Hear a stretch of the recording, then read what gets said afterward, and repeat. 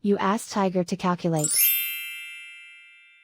This deals with the order of operations. The final result is 60. Let's solve it step by step. Simplify the expression. Perform any multiplication or division, from left to right.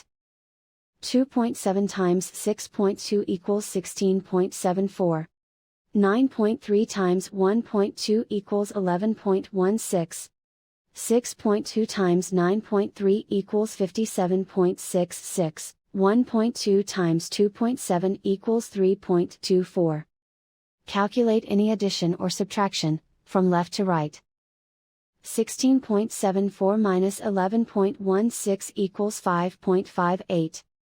5.58 plus 57.66 equals 63.24. 63.24 minus 3.24 equals 60. And so the final result is 60.